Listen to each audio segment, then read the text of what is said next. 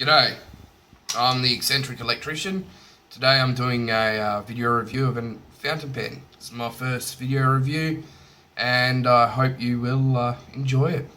Alright, so today the first pen that I want to review is actually my all-time favourite that I found. It's the Visconti Elements.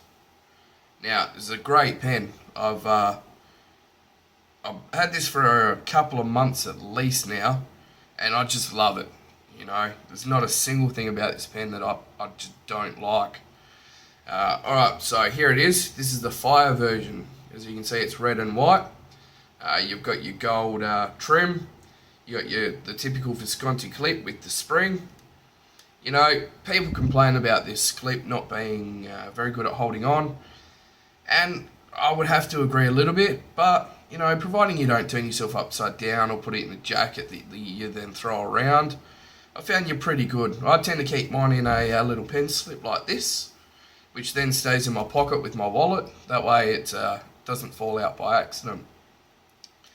Now, with the Visconti Opera, you've also got the, on the finial you can actually change it out. You might be able to see here, I've changed mine out for initials, just because it looks nicer to me, more personalised. You have a choice of silver or gold initials. I went with the gold, looks better on the pen, matches the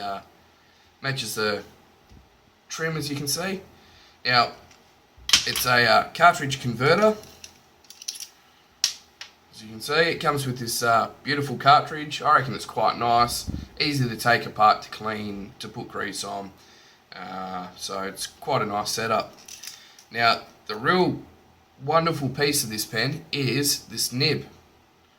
This nib is amazing. It really is. It's a 23 karat Palladium nib, and it's got a little bit of spring to it, and it's just a great nib to write with. It's super smooth. Initially when I got it, I did have a little bit of baby's bottom, but I just run it over the finest mesh paper I could find. You know, 2 or 3 figure eights, and it's perfect now. You know, never skips on me. I've never had issues with it, and it's got a little bit of flex, so the tines can open up a little bit. But yeah, it's just amazing. So some details about the pen. All right, so with the cap on, it's 139 millimeter. Cap off, it's 126. Posted, which this pen does beautifully. It stays on nice and tight, and all the flats line up, which is great.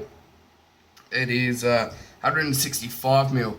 Now, I do tend to use it like that, but that's because I hold the pen a lot higher up. Hold more sort of at the point where it twists on. But it's quite good for me. The thinnest part of the grip right here is 10 mil, and the thickest part of the barrel is a little bit over 12 mil. With the cap on, it weighs 37.1 grams, and with the cap off, it's 23.6 grams. So it's a reasonably light pen. Another reason why I prefer the cap is because I do prefer a slightly heavier pen. It's made of celluloid, and I believe it's a acrylic resin. I think the white part might be partly acrylic resin, and it's got the little white flecks through the celluloid as well. It's about all I can think of. It's got the I quite like the little opera that it has down there, if you can see that. That's quite nice. It's got that on there. Aside from that, there's not much more I could speak about.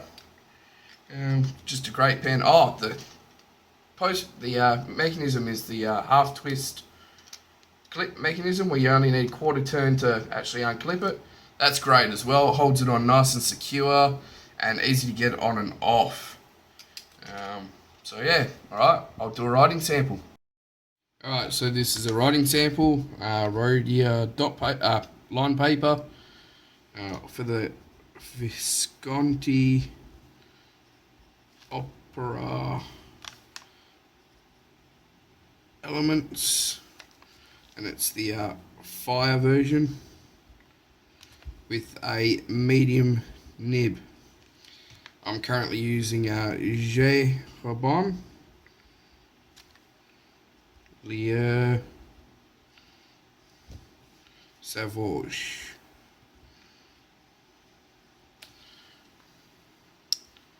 A bit of a quote, as everyone does nowadays on these videos.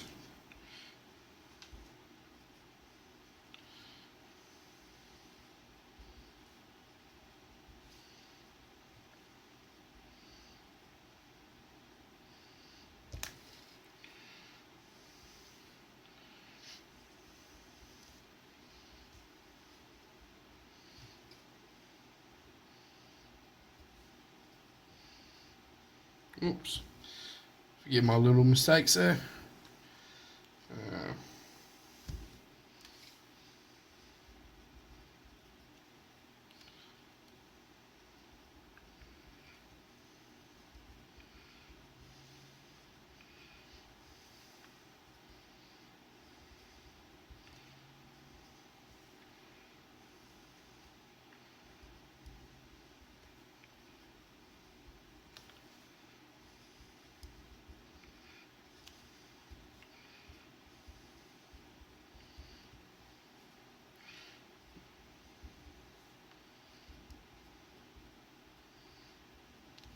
There we go.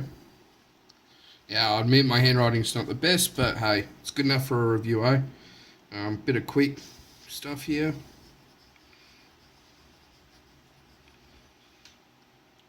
Keeps up quite nicely. Now this is quite a wet pen. It's finally dried up the top, but down here it's still quite wet, I can see that.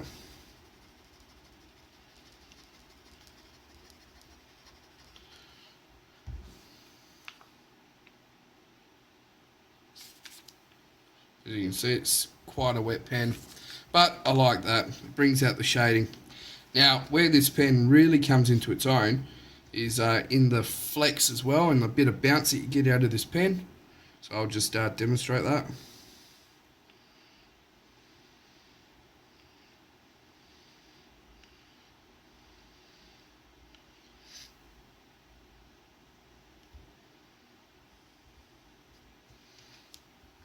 And you see there's quite a bit of line variation.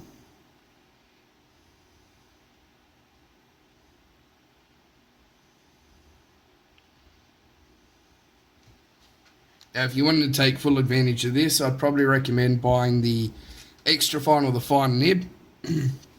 I got this in the medium, purely because I like using it as an everyday writer as well, and I got quite large fat writing, so it suits me.